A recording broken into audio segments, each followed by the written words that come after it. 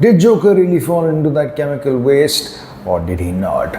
Let's delve into this video that is going to talk about Joker, the history of Joker, and how much of an impact this particular villain has had on this entire world's culture. Billy Finger, Bob Kane, and Jerry Robson have been credited for creating this character that appeared in the 1940s, then appeared in the comic book of 1940s in Batman. And did you know they wanted to kill off Joker instantly, but a last minute addition meant that, well, he was arrested and not killed.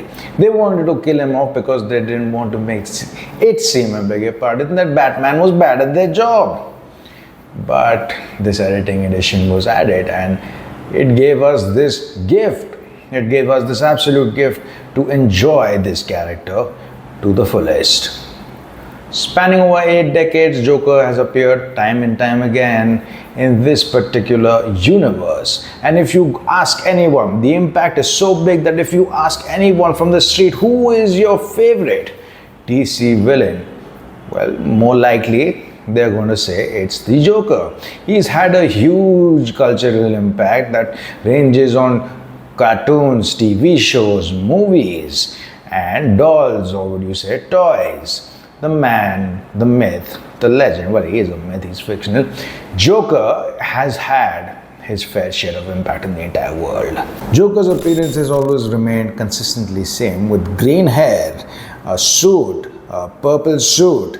He also had a clown makeup to cover his scars. Joker has always been very dark. He started off as a simple serial killer, but after a few issues in the 1960s or 1950s, he was a little campy, he became a little comedic. He then reverted back to his darker tendencies when 1970s came along. Do you want to kill me?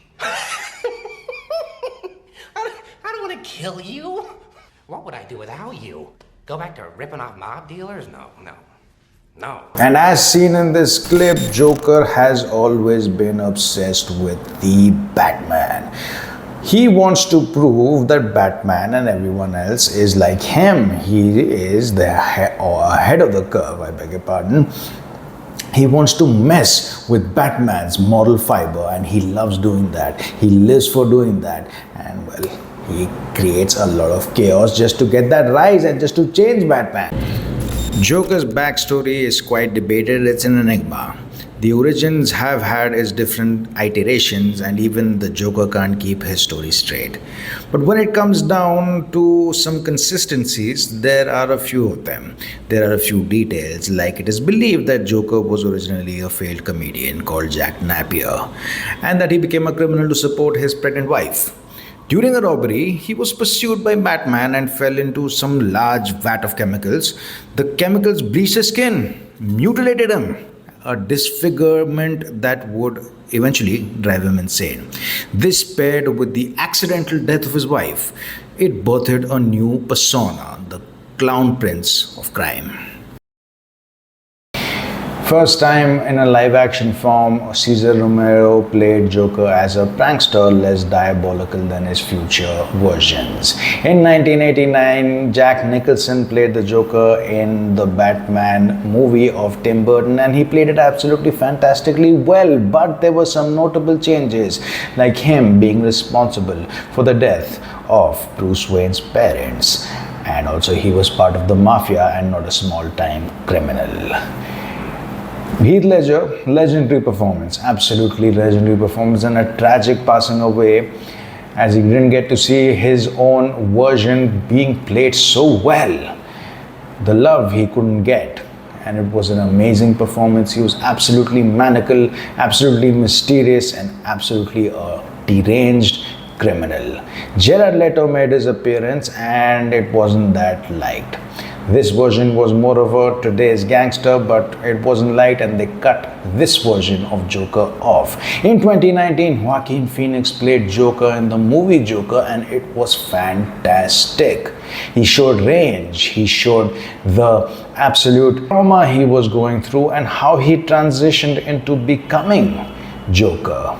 Joker also made an appearance in the Batman 2022 movie led by Robert Pattinson, and it seems that there is hope that this is going to be a great version, as we all are expecting him to come into Batman 2, and we will nicely see this and hope the performance is up to the mark.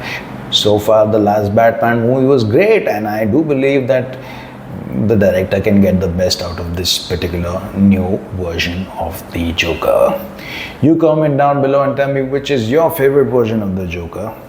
Now, why do we like Joker? In fact, why do we like villains, the fictional ones? There was a study that said that people are drawn to fictional villains and see their traits and, I beg your pardon, choose their favorite villain which matches their traits, the villain that matches their traits.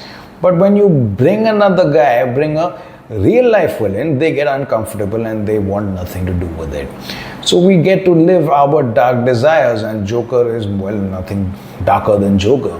So we get to vicariously live out our dark desires when we see fantastic villains like Joker, and we enjoy. Thank you so much for watching this video. Do like, share and subscribe and support the channel if you have, or if you do like what I have to present. Thank you so much.